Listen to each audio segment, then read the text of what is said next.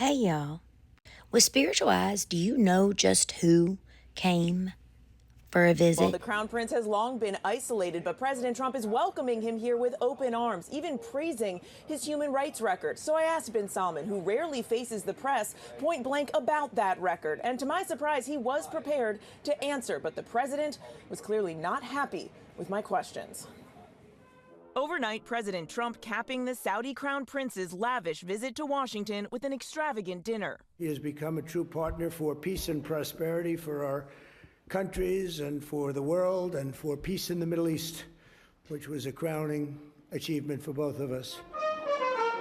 Trump welcoming Mohammed bin Salman to the White House for the first time in 7 years, with a parade of horses, a military flyover, and a personal tour, pulling out all the stops. It's a remarkable comeback for the Crown Prince. In 2018, the CIA under Donald Trump determined bin Salman orchestrated the gruesome murder of Saudi dissident and Washington Post journalist Jamal Khashoggi. But President Trump clearly irritated when I asked the Crown Prince about it. Your Royal Highness, the U.S. intelligence concluded that you orchestrated the brutal murder of a journalist. 9/11 families are furious that you are here in the Oval Office.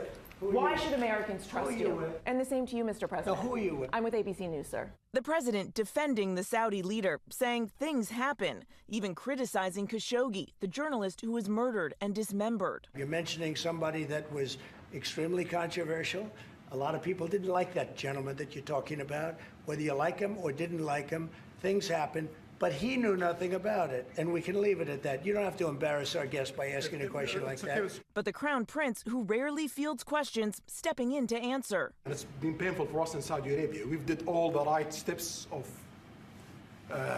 investigation, etc. in Saudi Arabia, and we've improved our system to be sure that nothing happened like that. And it's painful, and it's a huge mistake, and we are doing our best that this doesn't happen again. Trump's own State Department lists multiple human rights violations in Saudi Arabia, ranging from arbitrary or unlawful killings and torture to unjustified prosecutions of journalists.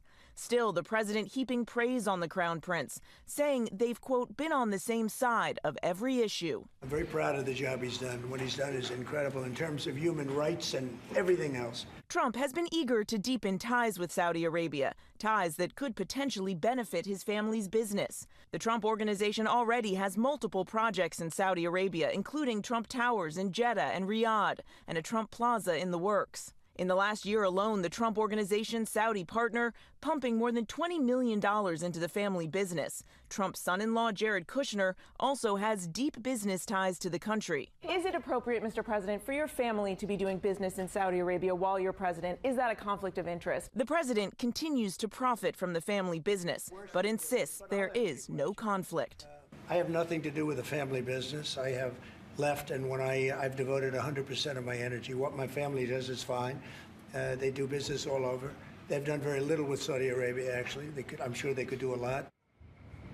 And the Crown Prince came here to Washington with a new financial commitment, agreeing to invest almost $1 trillion in the U.S. But that brings no comfort to Jamal Khashoggi's widow, Hanan. I spoke with her yesterday. She, of course, stresses there is no justification for the murder of her husband, and she continues to call for the Crown Prince to apologize. Which he failed to do yesterday. And Mary, I don't have to tell you, these are extremely challenging times. Wait, Robin. Tell Mary the truth.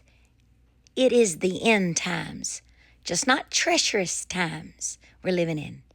The end times. This man wants a Palestine state.